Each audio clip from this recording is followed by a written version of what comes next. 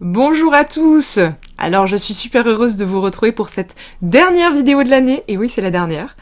Ici on est vraiment dans les starting blocks pour 2023, n'est-ce pas? Les jours se comptent.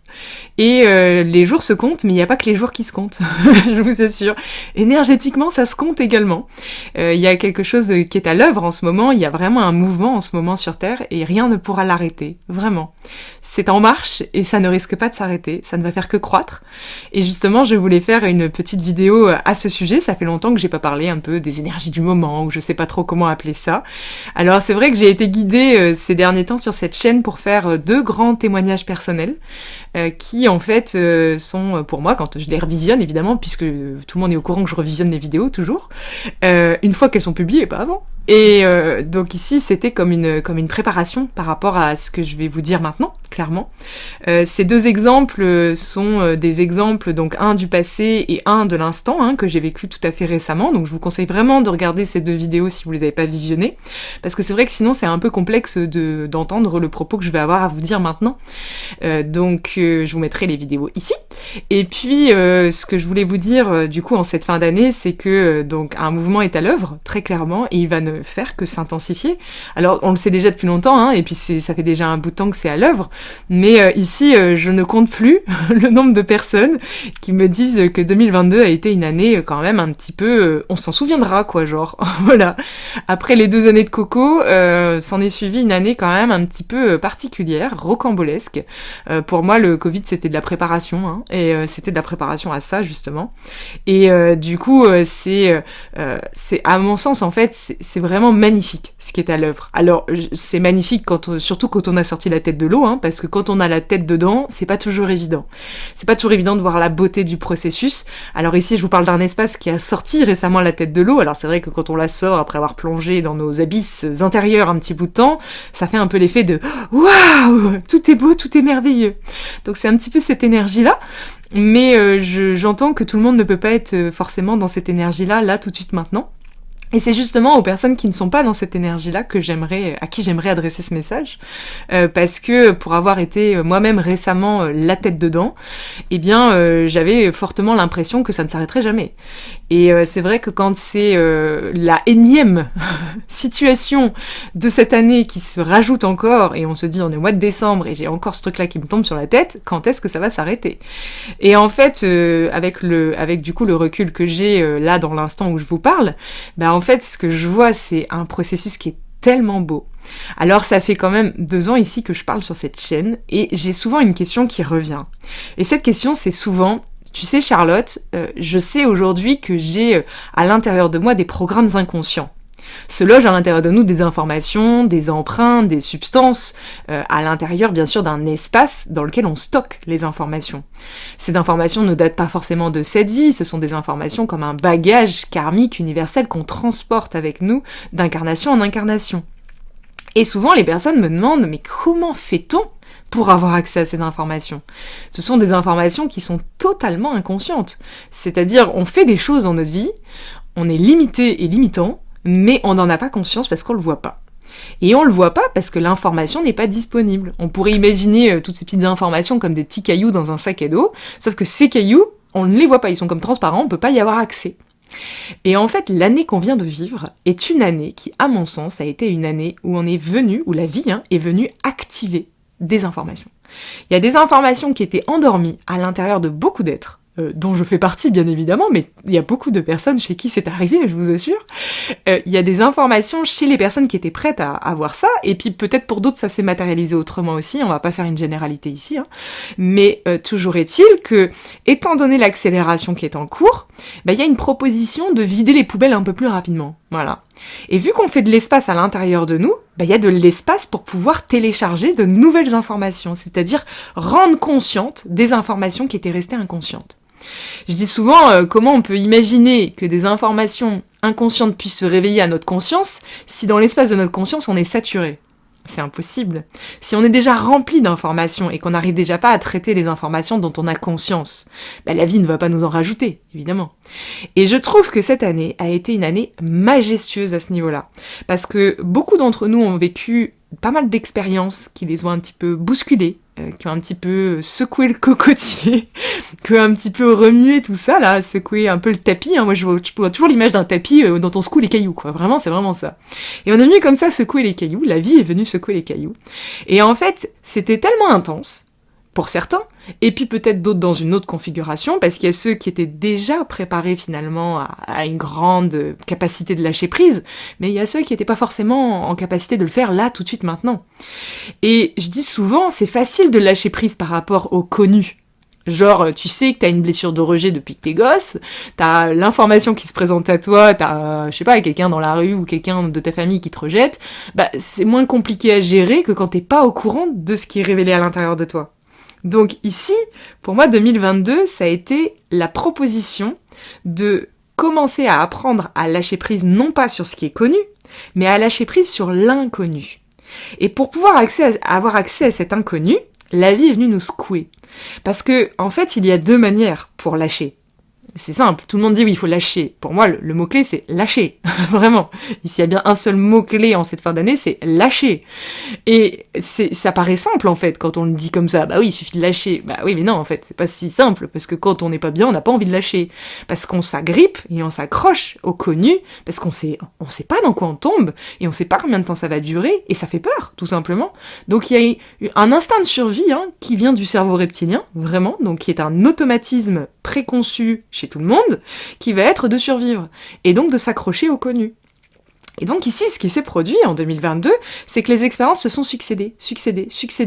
Alors, diverses typologies d'expériences, hein, que ça soit dans la sphère amoureuse, amicale, professionnelle, personnelle, spirituelle, karmique, enfin, il y a beaucoup de sphères, hein.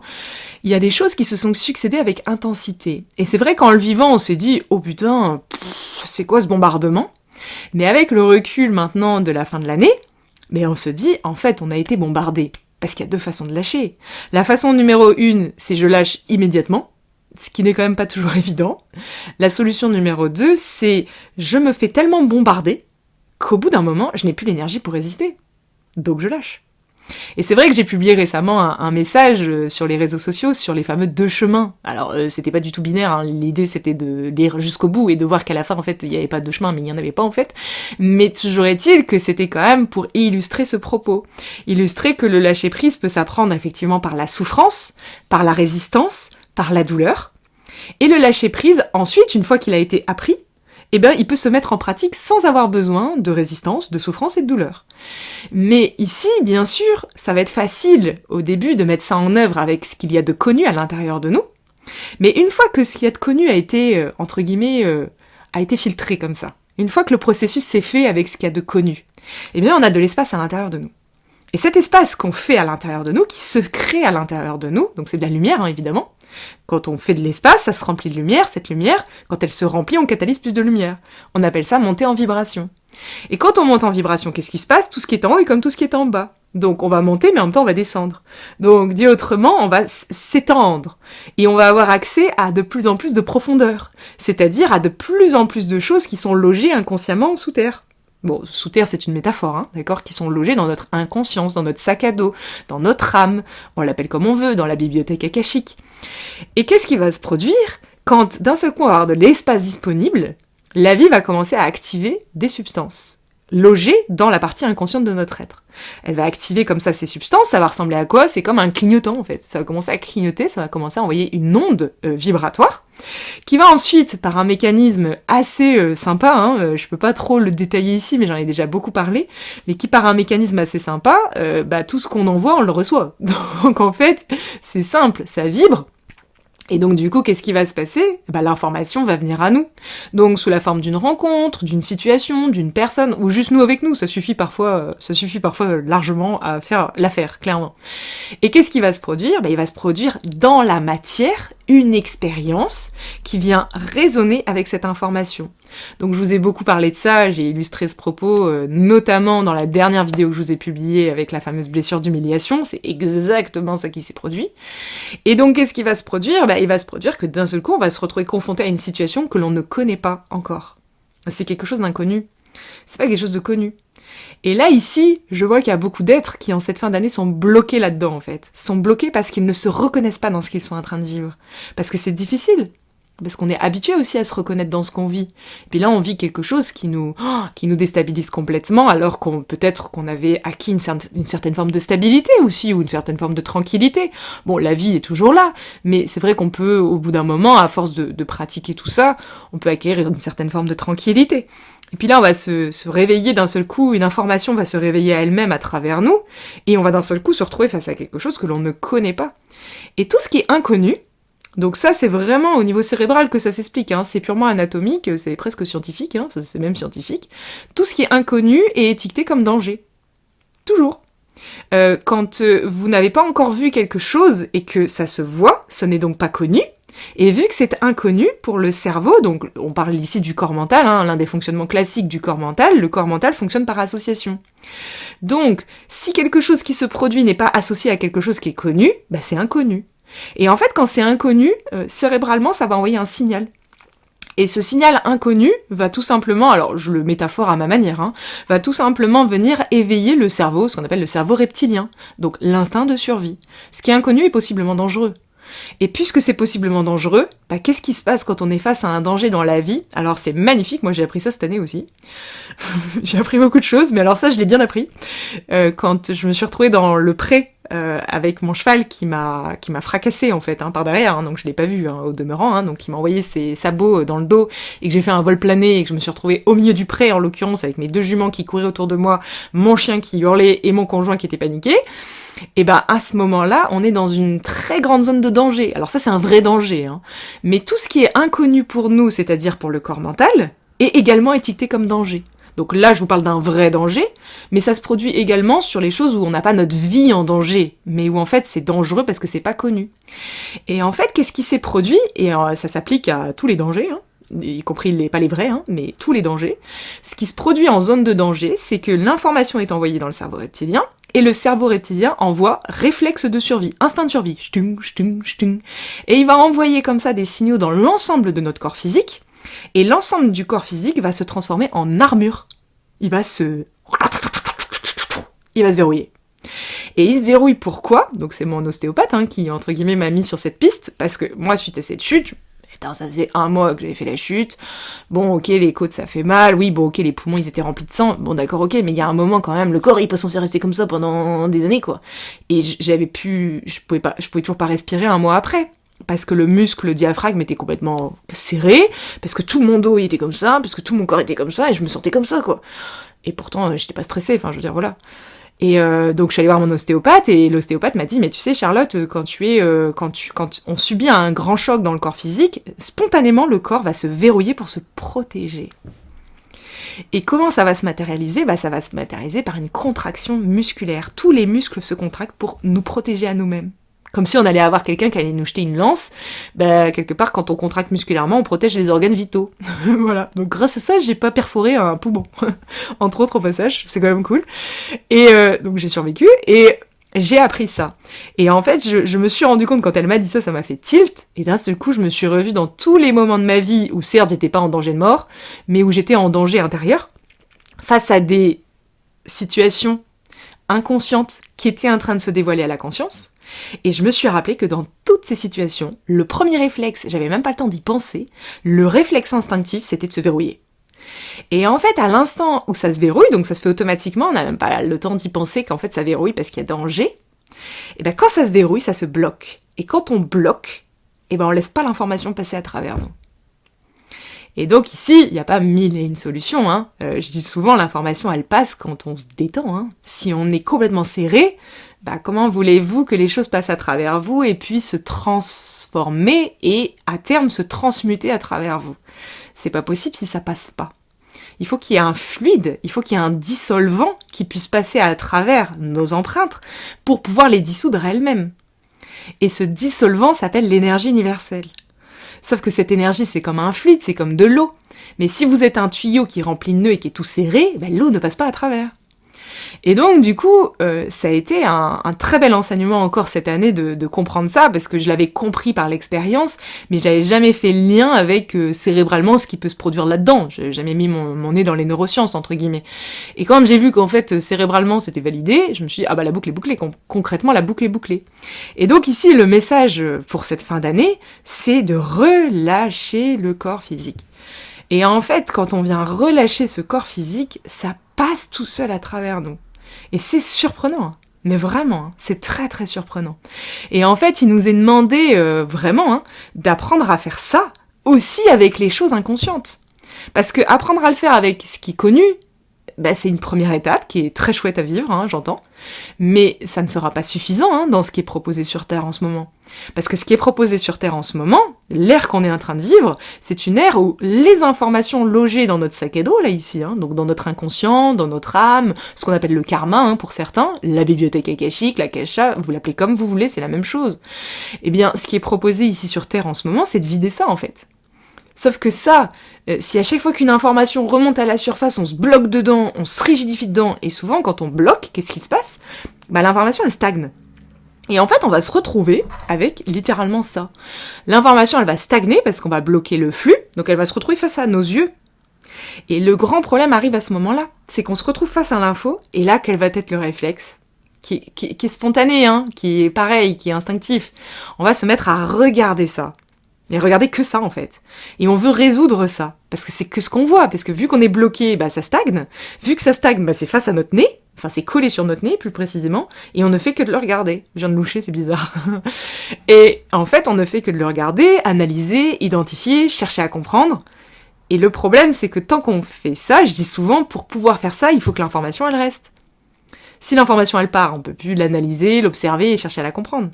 Alors plutôt que d'analyser, d'observer et de chercher à comprendre l'information, pourquoi est-ce qu'on met pas toutes ces capacités qui sont très utiles au demeurant ?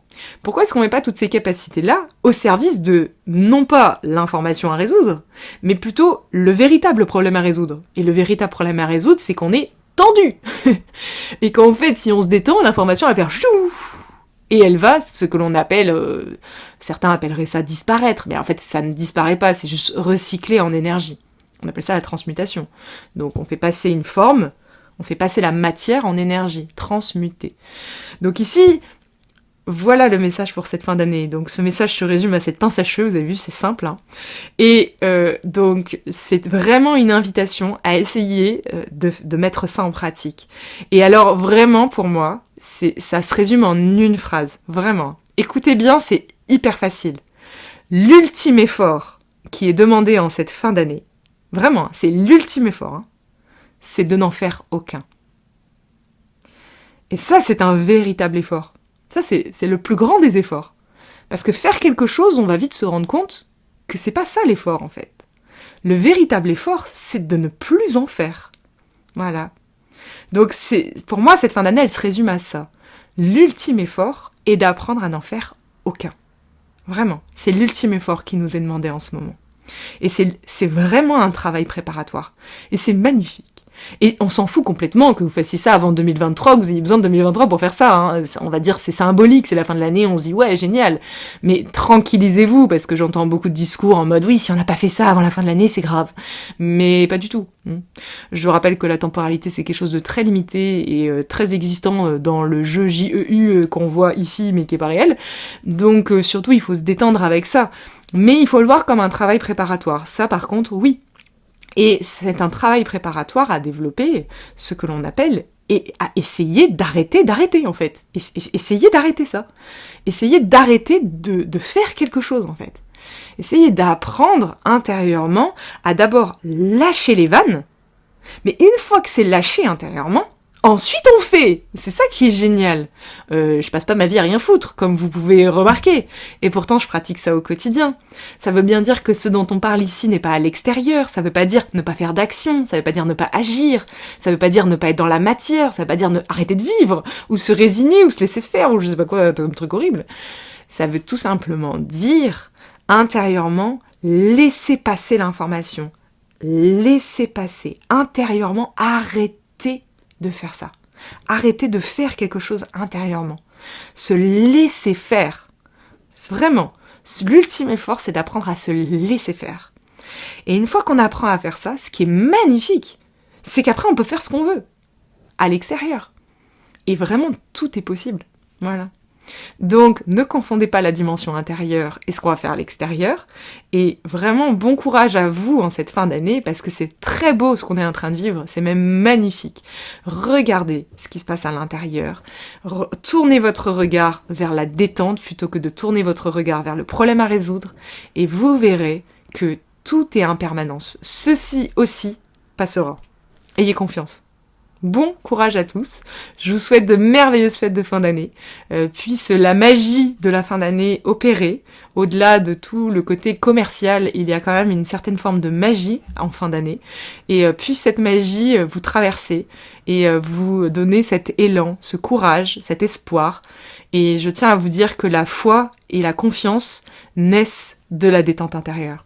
Donc courage à vous, l'ultime effort, c'est de ne rien faire. Gros bisous et on se retrouve en 2023. Mouah.